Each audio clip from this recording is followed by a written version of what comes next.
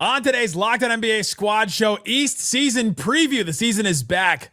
Where does the East run through if the Celtics and Pacers are both down? We'll tell you. Today's Locked On NBA Squad Show starts now. You are talking ball with the NBA Squad Show, sponsored by Game Time. From the Warriors to the Lakers, the Knicks to the Heat, and everyone else in the league, the local experts of the Locked On Podcast Network bring you all the scoops, breakdowns, and the most comprehensive look across the league.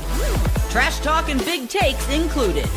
No holding back, we're giving the green light. It's time to talk NBA Squad Show.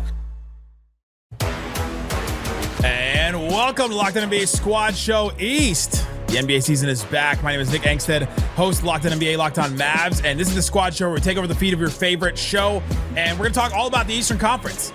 Anything that we think of, that we talk about, we'll probably talk about Giannis. We'll probably talk about Desmond Bane and the Magic. We'll probably talk about what the Heat are doing. We'll talk about the Knicks and the Cavs and the Pacers and the Celtics. And I don't know, if they're in the East, we'll probably talk about them at some point. Joining me today from Locked On Knicks, Gavin Schall. Locked On Pacers, Tony East. Locked On Magic, Philip Rossman-Reich. Locked On Heat, David Ramil. Somebody else may join in. Somebody may leave. Somebody may go down with an Achilles injury or an ACL injury or something, but we will carry on. Gentlemen, let's start here. We may end up somewhere completely different, but with the Celtics and, sorry, Tony, the Pacers both down with some major injuries this season, where does the Eastern Conference go through? Like, who's the team that you're like, all right, it goes through this team? Well, I don't know if it's one team, but I would say that all of us would probably say that there's a heavy favorite for the conference finals, and it's the Knicks and the Cavs. Would we all agree with that? Yeah. Absolutely. Yeah, and then they're both so good and were good last year. The Knicks made the conference finals. The Cavs only losing to the buzzsaw that was the 50-win Indiana Pacers last year, right? And they're both maybe better, right? And we'll see what the injuries look like in Cleveland, but the coaching change in New York, they made tweaks at the back of their roster. Like, the fact that the Pacers and Celtics fell off so far, we could talk about Orlando, and Atlanta may be sneaking up and like making things interesting, but it just seems like since the two of the top four last year fell off and the other two got a little better, I don't know how it can't be those two. The problem is, for the question asked, picking one of those two is quite challenging because the Cavs are the better regular season team. They always poop all over their leg when the playoffs start. Hey, look, Danny Cunningham didn't show up today, right? I think right. The Knicks win it 5-12. That's because this is past the second round.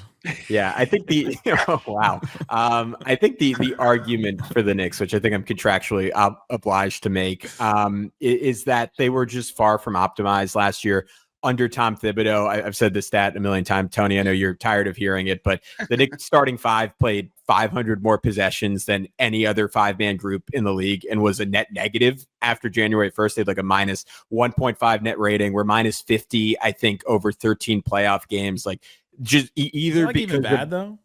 Sorry, what? Is that even bad? Like, I mean, it's not good. It's for a group that's like your best lineup that you're pouring a ton of money in. That's like talent-wise, right? Jalen, Brunson, Josh Hart, OG Anunoby, Mikal Bridges, Karl-Anthony Towns. That should be a great lineup, and it wasn't a great lineup, both due to fit and due to Tom Thibodeau's inability to maximize it. I was of the opinion that Cleveland, at least in the regular season, was going to be the runaway one seed. And after seeing 3 games of the Knicks in preseason, maybe it's an overreaction, but just the way Mike Brown has shifted their rotation, has leaned into 5-out lineups, has sped up the offense, both in transition and in the half court. It's basically everything Tom Thibodeau didn't lean into to make things easier on everyone on this team.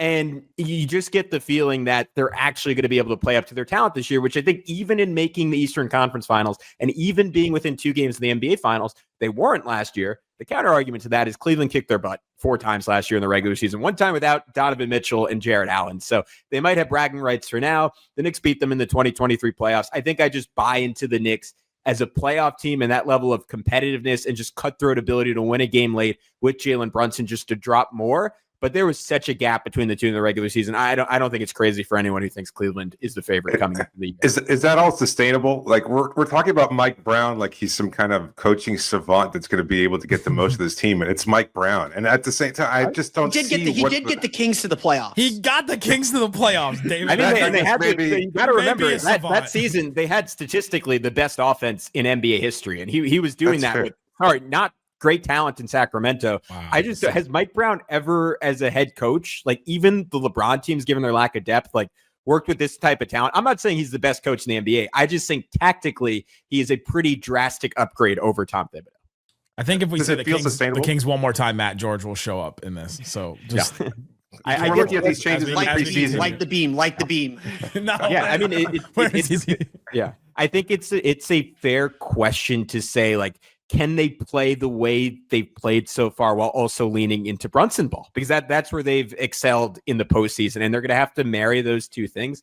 To me, it's just like, it feels like there is access to easy offense and easy points that just wasn't there. And in the playoffs in years past, it just all had to be on Brunson creating against 3-4 guys. And now they're tapping into the fact that, like, Mikal Bridges, OG Anunoby, Karl-Anthony Towns are not like elite shot creators, but they're all very capable with the basketball and talented offensive players. And Mikal in particular just looks like a completely different guy than he looked like last season. Like, the speed he's playing at, the comfort with his shot. He was weirdly messing with his form to start last year. Like, he just looks far more engaged. And that by itself makes just a dramatic difference for the Knicks.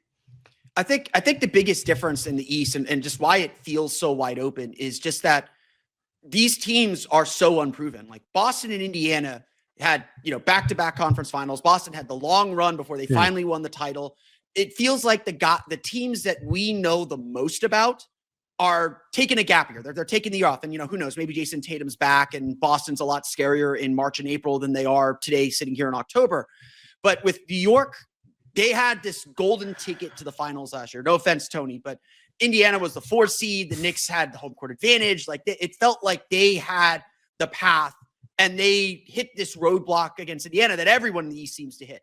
Cleveland, obviously, out of the gates like crazy last year. One of the best offenses, one of the best defenses. They felt like they finally solved the problems that kept them from getting through, and they hit the roadblock. And so it just feels like, yes, Cleveland and New York should be and are the two favorites, but it feels like they have these playoff scars, these hurdles to get over that we just don't know. And the other problem in the East is every other team we just don't know. Orlando hasn't been out of the first round since 2010. Indiana, Boston are down. Detroit is super young. Atlanta, yes, Trae Young's been to the conference finals, but that's a completely different team. And they've got contract stuff hanging over their head with Trae Young's extension. Giannis is probably the best player in the Eastern Conference. I think we would all agree on that. But Milwaukee seems like they're a team in a bit of turmoil because of the way their books are situated and the roster that they have. It just feels like everything is wide open, not because there's not necessarily bad teams in the East. I think the East, the top of the East, not as good as the West, but is a lot better than people give it credit for. We just don't know what all of these teams are going to do and what they're going to look like in the spotlight. And it's just a thing of, you don't know till you know. You don't know. No, pick one. Pick one, Philip. Where does the East go through? I think it still goes through Cleveland. Cleveland, the reason, again, Indiana beat them. But I think the big thing for Cleveland has always been, how do we get our smallish guards to the playoffs healthy? And it just seems like something always pops up between their two guards that just slow them down just enough to make them mortal. And if they're healthy in the playoffs, they're going to be as tough as any team to beat in the entire playoffs, not just the East.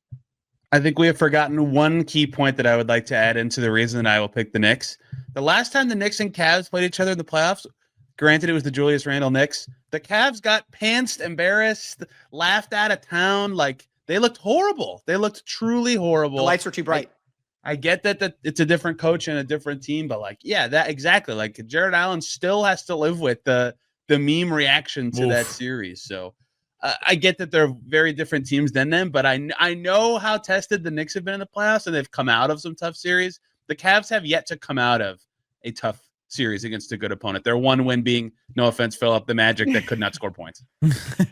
Gavin, how different is this Cavs team compared to that Cavs team the Knicks faced that last time in the playoffs we were just talking about? I think they're far more optimized offensively. Like, that was year one for Cleveland, and JB Bickerstaff has obviously done a great job in Detroit. Was not it feels very similar, honestly, as the Knicks going from Tom Thibodeau to Mike Brown, right? Just like Kenny Atkinson coming from that Golden State coaching tree, and Atkinson just brought this like beautiful ball movement heavy, spacing heavy offense, but it was optimized by the fact that all those guys had taken another step forward. I think we saw the best version of Donovan Mitchell last year. Evan Mobley was a baby in that Knicks series, and now he's like bullying guys under the rim, dunking in their face. My big question about Cleveland, and I think Tony was kind of hinting at this, and David is someone who faced Cleveland in the playoffs last year. I'm really curious. Your take on this is, like, for my money, and I think Danny has said this much, like, I don't know if they're optimized with Evan Mobley at the 4 and Jarrett Allen at the 5. Like, I would want to see what they look like with Mobley at the 5, with his newfound ability to shoot threes that presumably is only going to get better this year, because Allen, for as good as he is, a legitimate all-star, just a hyper-skilled center, like, there is a just distinct lack of physicality that is pervasive throughout that team. And I think I don't think it's Evan Mobley's fault. I think he's figured that out. To me, that starts with Jarrett Allen. And that was the reason Mitchell Robinson was arguably the best player in that series. The Knicks still have that trump card. And I'm curious if Cleveland, if they look a little bit shaky to start the year, if they try to pivot off Jarrett Allen, maybe add yet another wing to that group, because every other part of that team is pretty terrifying. Today's episode of Locked On NBA Squad Show Preview is brought to you by Wayfair. The holidays are going to be here before you know it, which is exciting, but you got to get your home ready for guests and celebrations, and that can feel like a lot. I just went to Wayfair recently and got some chairs, got some nightstands, and got them delivered directly to my house. The shipping was free. It was awesome. I loved the whole process of it. I love being able to check the different colors and prices and all that kind of stuff that you can check out on Wayfair. It makes it easy to personalize your home for the holidays with a huge selection of every style and budget. They have more things than I could find in furniture stores around here. Free and easy delivery like I experienced, even with the big stuff. I got like a big cabinet delivered one time. You can get everything delivered you need without the hassle of huge delivery fees. So go check it out. Check out Wayfair. Get organized, refreshed, and ready for the holidays for way less. Head to wayfair.com right now and shop all things home. That's Wayfair, WAYFAIR.com. That's Wayfair, every style, every home. Speaking of the Knicks and a rumor, we may not know what the Knicks would look like by the end of the season. Does anyone believe that Giannis won't finish the season on Milwaukee? Anybody? I think he's on the Bucks at the end of the season. Yes, I think he waits. I think he waits for the offseason. I think his personality is, unless like Milwaukee says we have to do it. When's the last time someone this good even got traded off a good team midseason? That granted, I'm in the room. I am in the room. Man, let me finish. That wasn't either a stud for stud trade or just the most insane Nico Harrison. What are you doing? I was gonna say, there you go. Trade. Like it doesn't.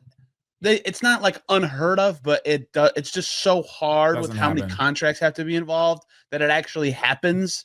And so sometimes that and just the fact two that contracts, Tony. The Bucks will probably be like in 5th place and be like, oh, if the bracket breaks the right way, we get. It's like, okay. but does Marge Simpson run the Bucks now? to that point, Tony. Like, let's say Milwaukee's the 5 seed.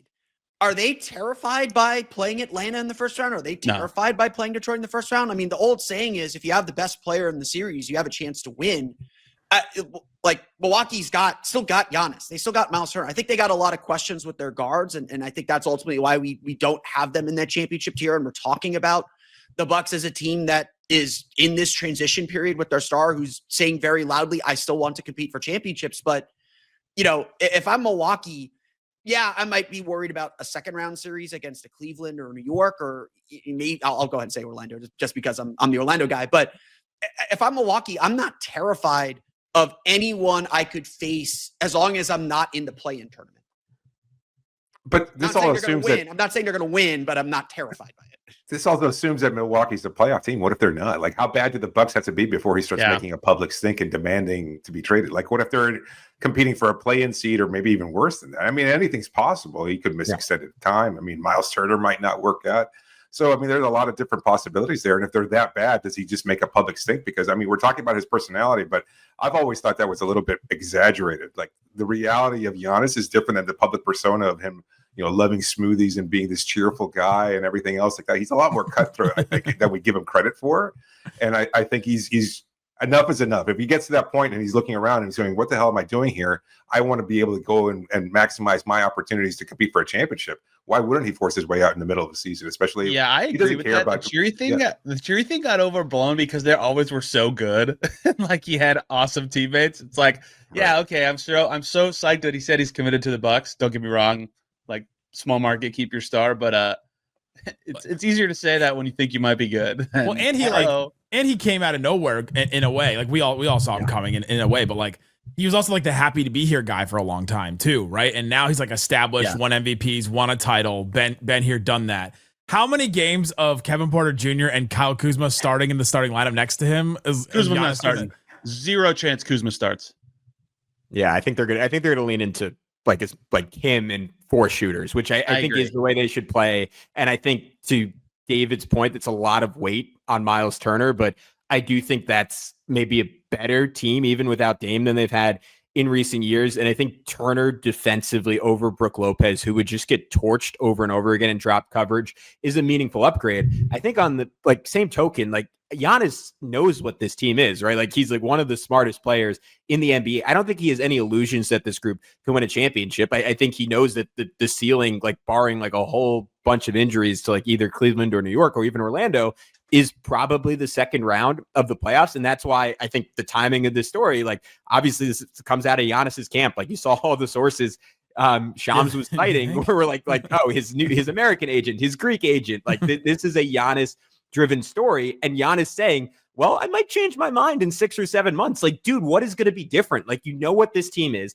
He knows what the situation is. I think it's more so that Milwaukee is unwilling to move him right now. Like Ian Begley reported, like, and who knows if this is true or not, obviously he's the Knicks guy, but that the Knicks did make a legitimate offer and did make a legitimate push for Giannis. And I don't think the Knicks made their best offer, and I don't think any team is going to. A legitimate Knicks offer is still not close to enough for Giannis. So. What is the legitimate offer? Point is, I mean, what is the offer? There is no good enough offer for Giannis. He's one of the but there wasn't a good enough one for Luka either. So like, that's fair. It would have. What makes it tricky is it would have to involve a third team, right? Like there's no, unless the Knicks throw Jalen Brunson in there, which I don't think any of us think is going to happen. There's not a cat in something else. No, it would be Cat and OG for Giannis and Kuzma would be the quote. But I don't know what that does for Milwaukee because you're presumably just trying to turn OG and Cat into picks then. So you might as well involve a third team and get that done directly. Would Kuzma in New York like wake him back up and like he become a viable NBA player again, or just send him all the way back down? I think that ship has sailed. My final point here is like I think this comes down to like Milwaukee does not want to trade him before they have to because they don't have their own pick and they have no incentive to tank. So unless it's the Hawks and they're getting that pick back, why are they going to do this before they have to? And I think this summer is when it gets to the point where Giannis is publicly saying, I want out. It feels like a situation where he where declined an extension, etc. Yeah, it feels like a situation where Milwaukee kind of knows inevitably that this is going to happen. Yeah. But they can't be in the position like to a Dwight Howard at some point. It's literally the same situation as Dwight Howard in 2012 where, there's a lot of scars in the franchise. Like they traded Kareem. Like that is a thing the Milwaukee Bucks franchise did. I know that was 50 some odd years ago now, but they traded Kareem and they were never the same. They are not going to get another player of Giannis's capabilities and abilities for the next 20, 25 years. He's a generational star for a market like Milwaukee. They've got to figure out what does our franchise do to move forward and how far back can we tumble and how can we maximize the return. At the end of the day, the way to maximize return is to act early. It's to make the deal before Giannis is ready and maybe sour him a little bit, but do right by him rather than holding on to him and trying to make this thing work if it's eventually going to fall apart. And again, it just feels like, especially with the money that's on the books for Dame and the dead money that's on the books in Dame, it's going to be really, really hard to build a championship level roster with Giannis Antetokounmpo on the Milwaukee Bucks right now. It does feel like it, hey, there's smoke, there's fire. It's going to happen. It's inevitable at this point. Kareem was traded on June 16th, 1975. Ooh, like quite literally 50 years ago. Quite literally 50 years ago. The other thing that for the Bucks that I hope that hits them at some point is the Thunder just won the championship. Traded away stars. Got to get the stuff that won them a championship. The Celtics before them traded away stars to get the stuff that won them a championship. The Nuggets, albeit to a different extent because of the Jokic pick, traded away Melo, Jamal Murray, and that. Like, it does help you if you do it right. You just, it's not, that's easier said than done because if you mess up the star trade, you're just like screwed and wandering for forever. But like we have seen it very recently that it can go well if it goes well. So They do need to look at that. Can we talk about who else at the top of the East could actually be good? Because I don't think the Bucks can be good. My next question was going to be: is Orlando the clear number 3? Because we talked a lot about the Knicks and the Cavs. Is it Orlando 3 or is there somebody else? Yeah, Philip, I'll let you cook on this, but I would have Orlando in their own tier behind those top 2 teams. Wow. Do you agree with that? Wow. But you would have them 3 though. Yeah. I say Knicks and Cavs in 1, Orlando alone in 2, and then Atlanta, Detroit, I guess Milwaukee probably in 3.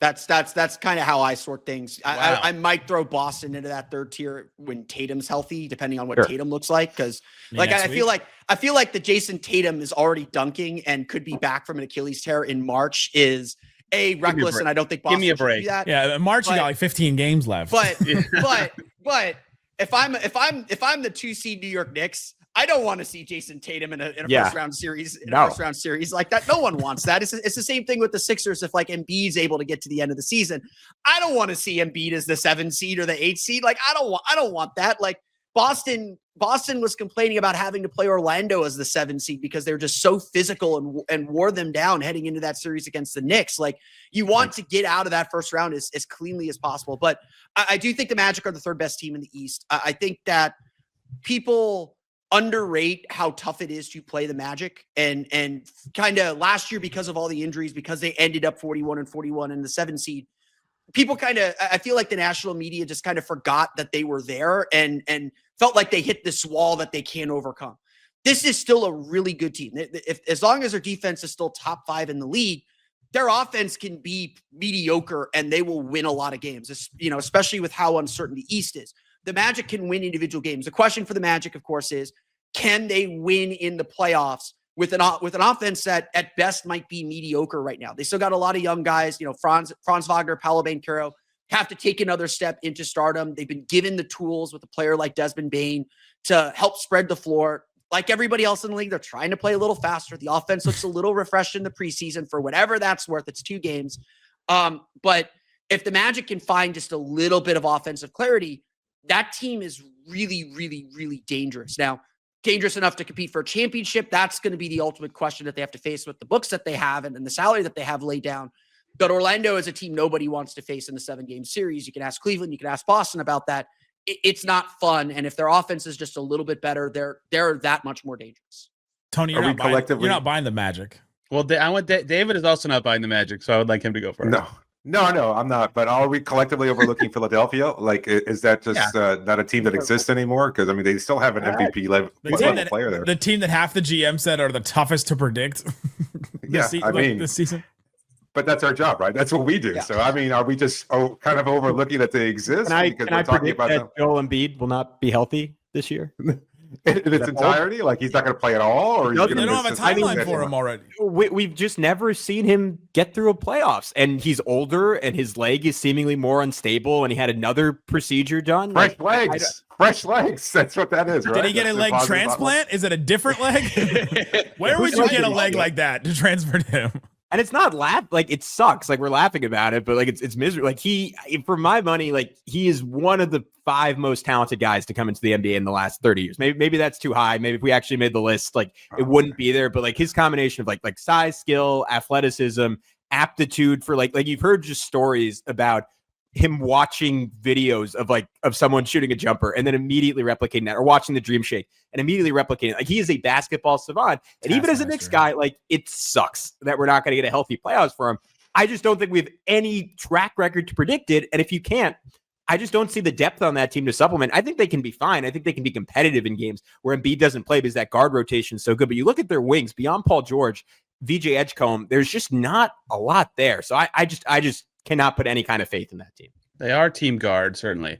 Look, I agree generically with everything you just said. A year ago today, everybody was talking like, well, I can't believe in the Clippers. Kawhi never plays in the playoffs. And then Kawhi played in the playoffs. Like, sometimes it just happens sometimes. Yeah. Like, you just never know with these unhealthy dudes. I still think, like, they're going to be so bad at rebounding and probably pretty mediocre on defense that even the best Sixers are, like, the 4th or 5th best team. When I did Eastern Conference rankings, I said, here's the top 14, and then here's the Sixers. I don't know what the hell's going to happen with the Sixers. They could be 4th, they could be 10th, they could be out of the whole thing again. But like, they have a healthy all-star guard all the time. Like Tyrese Maxey means that, and they have reasons to try because they don't have their pick this year. Like, I think they're going to be decent, but not awesome. Guys, the Atlanta Hawks are going to be stupid good. What are we doing? Whoa. The Atlanta Hawks are probably going to be, granted, probably the back end of this. I think the Atlanta Hawks are going to be top 10 in offense and defense this year. They're going to be good. I do think people are sleeping on how good Atlanta can be. I really loved their offseason. Going after Kristaps Porzingis, I think, gives them just another dynamic weapon. Just to play 5 out with Trae Young just puts so much stress on a defense. And so I do think they're a lot more dangerous than people think. It's just going to be a question of, well, how good is Jalen Johnson is coming off of the injury? Like, is he the future all-star that he looked like last year before his injury? And can he get through a season? Can Kristaps Porzingis get through a season and get to the playoffs? It's Trae Young, who I think is a lot more unselfish than people give him credit for. He plays a specific type and style of basketball. He's going to have to sacrifice to make that team better. Is he going to be able to do that? And so I do wonder, yes, Jalen Johnson's a good player. Kristaps Porzingis is a good player. I think Dyson Daniels can take a leap offensively as well. Do they have enough offensive diversity to be a real threat, or is it just going to be the Trae Young show? And the Trae Young show can get you pretty far, especially with the talent they have now, because, again, Trae Young is probably going to lead the league in assists again.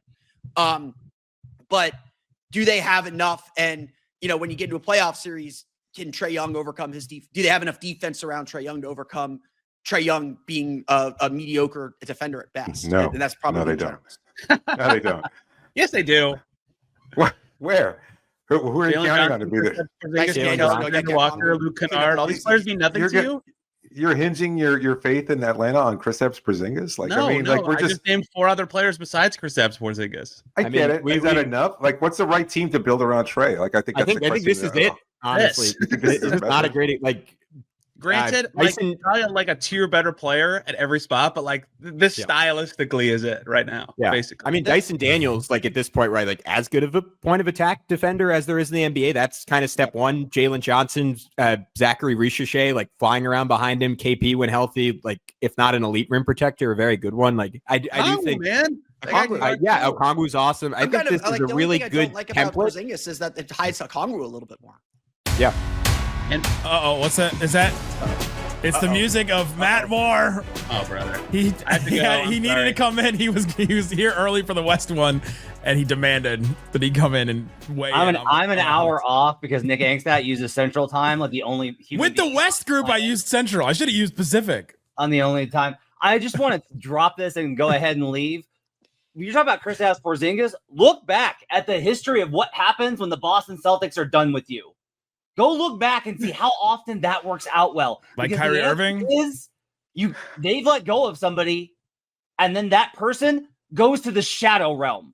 So you need to be very aware when you talk about Porzingis that he will not be around. Is it like the box from Game of Zones back in the day where? Yes. That is it. Now I'm out of here. Get me out of here, Nick. And we don't know what his illness was last year. Still, the post-viral infection. I don't know. Elbow from, but he looked good in international ball over the summer. No, he looked like himself. Yeah, he did. Yeah. We're still all in the Hawks. I think they're very good. I have them a tier. They're good below value Atlanta. bet. If you're with our friends, I think they're going to be better than the Magic. Probably a good value bet to me. Today's episode of Locked On NBA Squad Show NBA Preview is brought to you by FanDuel. FanDuel Sportsbook is all kinds of props and odds, things that you can use to get in on the action. NFL season is here and NBA season is around the corner. FanDuel has a deal that you won't want to miss. If you're a new customer, you can bet just $5 and you get $300 in bonus bets if you win to use across the app anywhere. So put it on something that you absolutely think is going to happen. So check out a game where you think, I'm going to put the money line on the Thunder winning that opening night game against the Rockets on ring night, or maybe the opposite because teams don't usually win on ring night. You can also look at some of the over-unders on the regular season wins. So my Dallas Mavericks, 40.5 is their over-under. I'm taking the over on that. You think Anthony Davis, Cooper Flagg, and all of them are not going to be over 500 this season? Come on. Even if Anthony Davis misses 20 games or something like that, which I get it. Rockets also 52.5 over-under. I know they lost Fred VanVleet, but you add Kevin Durant to a team, and they're not going to go over the wins that they had last year. That's interesting. Go check it out on FanDuel. What are you waiting for? Visit FanDuel.com to download the FanDuel app today and get started. FanDuel.com. Please gamble responsibly. I just like that Matt got his own intro music. I'm just a little scared, Philip. Jalen Suggs is still hurt. I love Desmond Bane. He's from Indiana. I don't think he's quite like the offensive additive that everybody says he is, even though he's a great shooter, which the Magic specifically need. I just don't think the Magic's offense is going to be good enough to have them in a tier by themselves. I still think they're a top 4 team in the East. So but they're going to be top 20 at least this year, right, Philip? Top 20. They're going to do that. They can do that. Yes, I still think. I know. Wait for everyone. For everyone listening, Philip, when's the last time they were top 20? Dwight Howard was on the team. Philip, you were the one who told me this stat, but I also just want to point this out. Last season, they had the second worst 3-point shooting percentage as a team in the last 25 years in the NBA. So they can only go up from there. And I know I asked you this like when we did a little crossover, but to me, like this is the swing factor. Like what's the latest on Franz Wagner's jump shot? Because to me, like if he is the 3-point shooter he was early in his career and you have Desmond Bane, like I actually don't, I know historically they should be a below average offense. I don't really see why beyond like PTSD, they should not be a top 15 offense next year. Yeah, I mean, the hitch is gone. That's the good news. He didn't shoot the ball particularly well at Eurobasket, but it was just very streaky. He like I think in the group play, he was 6 for 13, 6 for 14 from 3, which was like super encouraging. And then in the knockout rounds, he was like 3 for 15, 3 for 16, something like that. So I think that the Magic don't need Franz to take a ton of threes anymore. Like last year, him and Paolo led the team in 3-point attempts per game. Like they had to take all the threes for the team. It was just the only way they could function. I think the benefit of having Desmond Bane is they get another playmaker. I think the part of Desmond Bane that everyone's been underrating, and even I underrated, but now watching him through 2 preseason games, I've been really impressed with. He's going to attack downhill and make passes and plays. And so I do think Paolo and Franz will get more kind of higher quality spot up attempts, where last year they're taking a lot of like pull ups, and Franz loves his little step back three. I don't think that's going away, but they don't need Paolo and Franz to take 6, 7 threes. I think they averaged 5 or 6 last year. They don't need them to take 5 or 6 threes. They can settle in at 3, 4, 5 threes per game and probably be enough for this Magic team to be successful. And so I think that is the bigger shift. I think Franz will probably settle in the low 30s, which, considering he was under 30% the last few years, would be a huge step up for him. Not where he was his first 2 years, obviously. But I think he's going to be real streaky. I think he'll have like a 2-week stretch where he'll shoot like 40% from 3, 41, 42% from 3, and everyone will be like, oh, he's back. And then you'll have another 2-3 week stretch where he's shooting 25% from 3, and it's just like, oh, same problems as always. It's going to be a little bit of a roulette wheel when you get to the playoffs, which I think is the scarier part for this Magic team. Can we all rapid fire to end this? I love Detroit. I like Toronto. I'm very down on the Boston Celtics. We should give Detroit more love than we're giving them. Rapid fire, Philip. 3 things. 3 things. We're going until this is not fun anymore. That was my. Oh, I didn't realize that. No, I'm looking at the clock, Nick. I'm sorry. No, we're good. No, you're a good employee, Tony East, but we're going. No. My quick thing is we are not talking enough about Detroit. I don't think they're to do what? Like, I'm sorry. To do what? To be a threat to get to. I mean, I think there's a chance that they're the 4th team that gets the second round. I think they could be the 4 seed. I think they built a lot of really good things. Jalen Duren took a huge leap last year. I don't think enough people are talking about how good he is and talking about him among the best, certainly the best young centers in the league, but one of the best centers in the league. They get Jay Ivey back. Yeah. I'm a little bit questioning the swapping out of some of their shooters. I think their defense will take a little bit of a hit.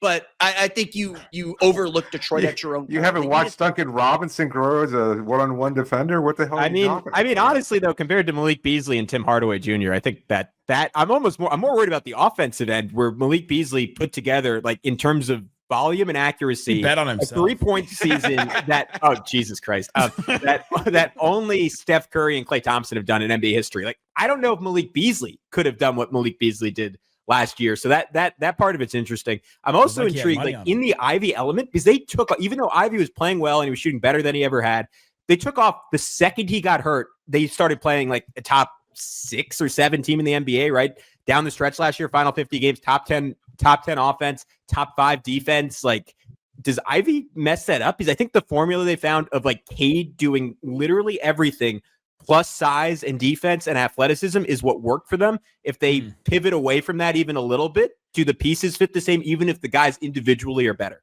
Yeah, but wasn't that because they didn't have any downhill like attacking it at all? Like, well, they added Schroeder, but other than that, it was just Cade in the starting lineup. Yeah. Detroit is the team we should all be watching for. We talked about the Giannis stuff a while back. We didn't really get into like which teams actually would pursue him and which teams can actually get him. Detroit is the team that's best set up to make the next big trade. I know the Ringer had their big story about them going after Lauri Markkanen and saying Lauri Markkanen would be perfect for this team, another kind of shooter. They got that big Tobias Harris contract that they can move around. And obviously, like, that's not big enough to go after Giannis, but Detroit should be a team that we're talking about in the conversations for that next big trade. And when they make that next big trade, just like the Magic did with Bane, that's when we start taking Detroit more seriously as a title contender in the East. And it would not shock me if come February, Detroit's sitting there pretty at like the 4 or 5 seed, and they make a big move to really propel them and try and compete with with Atlanta to climb a little bit higher and take advantage of this Eastern Conference. Is Tobias Harris's lasting legacy being imminently tradable? Like, I mean, so that's the second time Miles Detroit Turner, to Milwaukee. CJ McCollum. Yeah. Twice. Detroit to Milwaukee 2 times. That's crazy. My favorite thing this entire podcast has been people say something and David's just shaking his head no the whole time. Like, what are you talking about? David has embraced the video medium of the podcast. What is happening upon Mount Riley with the Miami Heat? They're waiting for a Spo to woo Anthony Edwards when he coaches the Olympics. Hey, there it is. That's right. Get in there. 3 years now, baby. Yeah, I would just sorry, David. I want to talk. I'm underwhelmed. Then let you roll. I'm underwhelmed by the East. Sorry, I'm totally underwhelmed. They are. Well, it is an underwhelming. I mean, is there going to be even 3 50-win teams? Probably not, right? Like, I think it's going to be 2 50-win teams. There's only 4 last year, and by like 1 win. Yeah, exactly. Philip, I don't think the Magic are going to win 50. I think they're going to win like 48, and the Hawks are going to win 49. I think they're a 48 to 55 win team. I think the Magic are not 9 wins better with hopefully health and Desmond Bane. I think Orlando's like 9 wins, 54. 9. Yeah, that's a ton of wins. With the Magic. Okay, the 2 of the teams above them are definitely going to be below them now. Like they're really like last year they were really a 46, 47 win team. Like the injuries cost them 6 wins. Oh, of course, silly me. Yeah, I see 41 when I look at their record, but my bad. One thing I'll note, because Philip mentioned Detroit, Atlanta, thanks Joe Dumars, has that New Orleans pick to trade, which is like up there for the most valuable asset that a contending team has to move off of. Like, if they're looking really good and want to go all in, like, I mean, they've been a team that's talked about making a Giannis type move, but even if it's one step below that and they just get like one final 2-way rotation piece, that could push them ahead of Orlando and into that Knicks Cleveland tier. It would have to be a really big move, I think, to hit that top tier, but they have the optionality to go and do that. Man, I'm gonna buy a Hawks t-shirt after this. You guys are is Kate like this is I think the ultimate question with Detroit. Is it and Koo will love me for saying this. Is Cade like a dark horse to be like top 5 in MVP voting this year? Yes. Is he going to make that kind of a leap? No. I'm old enough to remember when Joakim Noah was 3rd in MVP. He should have been top 5 last year. What kind of help did he have? Wow. Dude, he carried them. He was we the just whole talked team. about this. No, you don't take that leap. Can you just tell me the team that would, like, outside of Jokic, obviously, like, what team would have had a bigger drop off without their top player than Detroit last year? They would have been one of the worst teams in the NBA without Cade Cunningham. Cade was tied for 7th in MVP voting, so it's not like he wasn't that far off. He wasn't that far off of it. Yeah, I would have had him top 5. I don't know. He's really good. It was SGA, Jokic, Giannis, Tatum, Mitchell. Who do you put him above? Mitchell. Well, Tatum's out. No, for last year. He said he would have had him top Donovan 5. Mitchell. I would have had him at a Donovan Mitchell last year. And he's jumping LeBron James, which that's fine. Bro, I'm going to be Donovan Mitchell's new PR person, apparently. What is going on? He's awesome. Hey, from our group chat, is he better than Devin Booker? Donovan Mitchell, yeah. Clearly. I say that as a Devin There was Booker one one host that had a real problem with that. I won't say who it is, but it's a dry heat down there, though. So the Pistons case to me is honestly like comically simple. Their whole team is young. Like, every player could be better next year. And if everything else, like, even if everything else is exactly the same and they have like very similar style and everything, like, that alone is 3-4 wins. Like that's 100%. that might be a 50-win recipe. I don't think it is, but it might be. David, you keep shaking your head. Do you like anybody at all? Do you think they can do something? Are you having any fun, David? Are you excited about the season? Oh no, the season, yes, but I'm not glowing about the East chances or any team in the East. Like I think they all have such glaring weaknesses and one has to unanswered win, questions.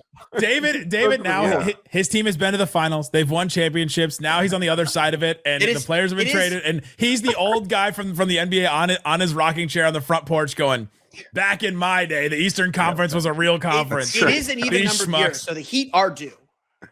Due for what?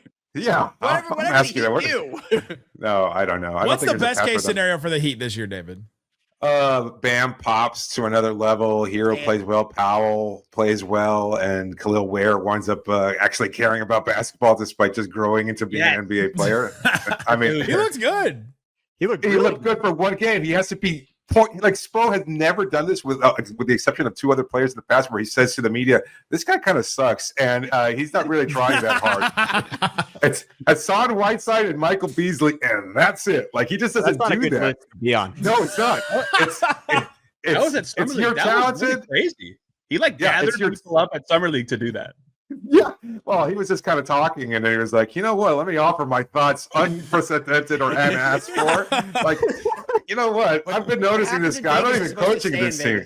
Yes, except when you're watching from the sidelines. He's not even coaching the team. And he's like, you know what? Khalil's just got to try harder. I'm watching him, and I don't see the effort. And there he is actually coaching him now in training camp. And he's like, we don't like what we see from him. It's like, wow, damn, really? So, I don't think he's much of a believer, but it just takes him lighting a fire under Ware's ass in order for him to kind of have these monster games.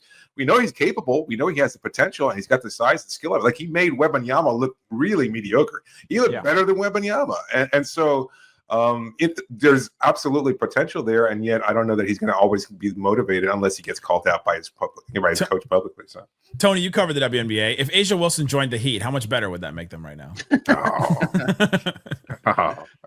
She's quite good. Too easy. David, were you cracking up like I was when I was watching that Heat preseason game, and they were like, "Yeah, Bam Adebayo, he mentors A'ja Wilson, and he helped her so much with her game," and I was like, what would he even teach her? Like, should it be the other way around? Relationships are about give and take, guys. That'd be really helpful. This is the first time that they actually have addressed it with him on the record. Like he hasn't talked about it at any other point. Like it's just one of those poorly kept secrets. I was at the Fever's 4th home playoff game. They're playing the Aces. It's Sunday, the day before media day, and Bam is right behind me in a suite. I'm like, this is just the NBA money, man. He can get to Miami easily, no problem. He'll be ready for me today. Sure enough, there he was, 10 a.m. in Miami. Let's do some of the random teams at the end here. The Toronto Raptors have 5 players in the Locked On Top 100. 5. There's only 6 teams that had 5 in the top 100. Who believes in the Raptors? Tony is in to do what? To make the play-in? To make the playoffs? Offs, baby. Top 6. Finish top 6. Yes. Who are you kicking out? Kicked out. Miami. We already talked about them. The fighting Giannis Milwaukee Bucks. I think the Raptors are better than them. The Raptors are better than the Bucks. Yep. The Raptors were sneaky good on defense to end last season. They were the best defensive team for 2 months to end last season. They have a ton of size, and their floor. Knock on wood, because this never has happened. But Gavin knows when he was on the Knicks, I loved this player.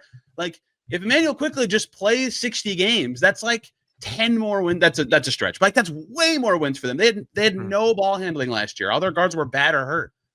Their talent is great, and Ingram is just there's very few teams I'm like, Ingram can actually make them pop. This is one of them. I think they're going to be really good. I don't think a lot of people remember. I don't think a lot of people remember he played 0 games for them last year. None. Yeah, and none of their 5 projected starters, I think, went over 55 games. I think was the number. Maybe it was 60 last year. So that's a key for a big jump. I just don't think their starting lineup makes any sense as currently constituted. If they were to move RJ Barrett off the bench and start maybe Grady Dick or Ochai Agbaji, that would make more sense to me. Throw another shooter in there, make RJ your 6th man. There's just too many guys who nominally would need to have the ball in their hands.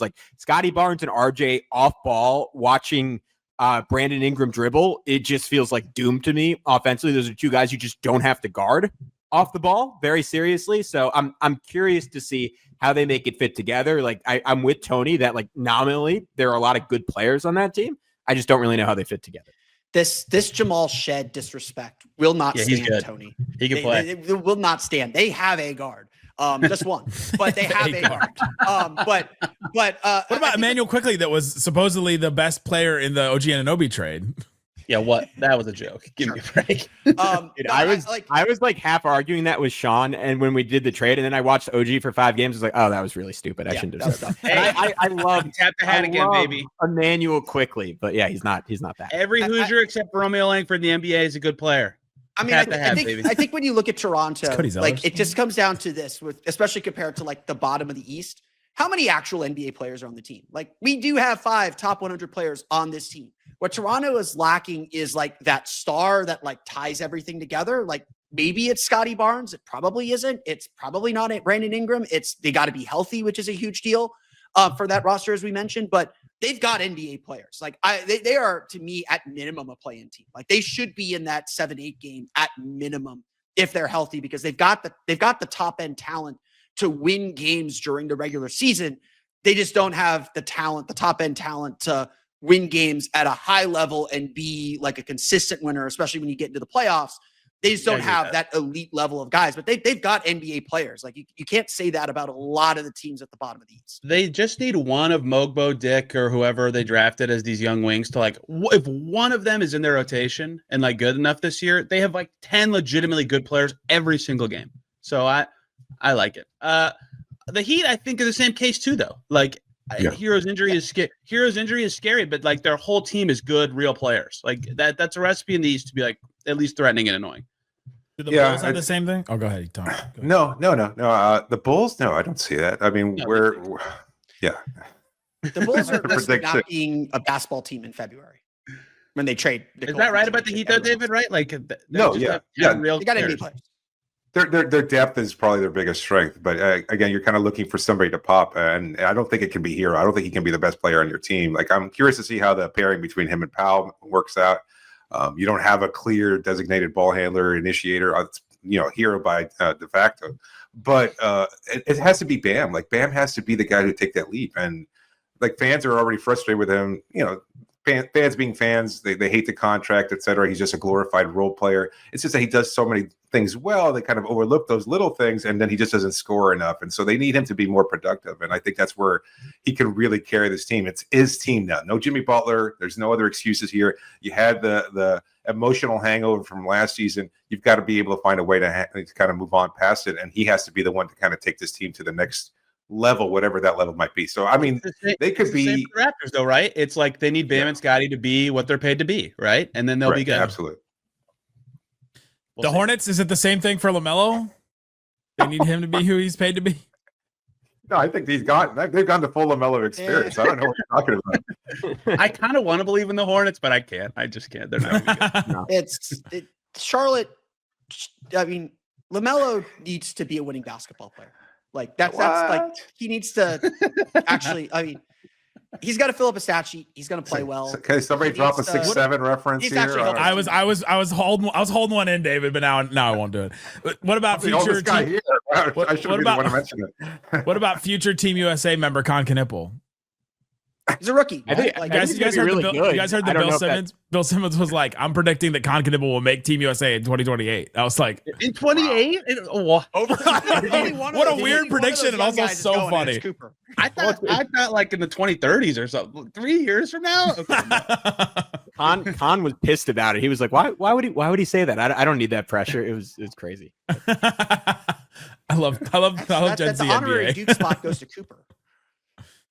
Oh, I mean but by then there's a bunch of old guys that are gonna be out by then. But I mean, you're still gonna have Cade, Paolo, Bam, Chet, Jalen Williams will probably be on that team. Tyrese will probably be on that team. Is anybody? I think Jalen's out. Anybody buying into the Wizards taking a little step forward? A step forward in that they have like serious veterans that are going to help young players play better, but they're still way too young to do anything of consequence. And like these other teams, I really like the talent of Washington. Like I love Bilal Coulibaly. Before his injury, I thought he took some really big steps. I thought Sarr got better. The 4 times that I saw the Wizards during the season with the Magic, I thought Sarr got better every time I saw them play. they were held back by just like the Jordan Poole-ness of that team. I think they're a team that needs that, like so many of these other teams we've talked about for the last 10 minutes. They need that like clarifying star to make everything make sense. And I don't think they have that. I wasn't a big fan of Trey Johnson coming out of the draft process. I like having CJ McCollum. I like having Chris Middleton. Those are serious vets. They're going to teach those kids, how to be pros in ways that Kyle Kuzma and Jordan Poole certainly were not. They need that clarifying star, but I like the direction Washington's going. That was your introduction to the NBA. Your vets were Jordan Poole and Kyle Kuzma. They had Marcus Smart, Malcolm Brogdon for part of the season. There were some other guys. Oh my God. Is there a team we haven't talked about? The Brooklyn Nets. Boo. One of us is going to be getting a 10-day from them at some point this season. Yeah. So. Yeah, they're really bad. That's your On third purpose, team. though. That's your third team in all these trades we're talking about, though. Like They are going to be praying that any one young player looks a little better than last year. That's it. That's pretty much the whole season. Yeah, but they should be a third team, but they messed that up this offseason. Like they could have been a third team. They did a couple times. I don't know what did they get this offseason for all their cap. They got Porter and a first. Trey Mann and 2 really good picks. That seems good to me. They got 5 first-round picks. 5 rookies. Yeah, they're none of whom are good. Apparently, none of them are. Yeah, their draft specifically was bad. They're all rotation level. They're all maybe rotation level. Yeah. Brooklyn's going to be the worst team in the East. Can we all agree on that? Easily. Yeah. No, I think Charlotte could be worse, right? Charlotte could be worse than Brooklyn could. No, Charlotte's got players. Real NBA players. Like Brandon Miller. They also won 19 games last year. The Bulls are going to lose every game. Like injuries are the only thing that who we missed. We got everybody right. Any of these teams face injuries, they fall apart completely, and then they tank because they don't. It's about more valuable for them to sit guys instead of trying. No, I think Brooklyn. I can't think of one interesting thing about Brooklyn. Wow. Other than end it. Other than I can't think. Even like Cam Porter being unleashed to not care. Think about all the interesting. Uber rides that are going to be taken by Michael Porter Jr. this year. All of those will be interesting. That's like the 10th most insane thing he said in the last 2 months, and it was ridiculous. It was like the most innocuous thing he said on all the lead up to the season. He said it on media day. So dumb. All right, that's what the East goes through. There's a link in the description where you can find all these great shows: Locked on Knicks, Locked on Pacers, Locked on Magic, Locked on Heat. Any single team going all throughout, and his local experts, like you've heard here, all the time on it.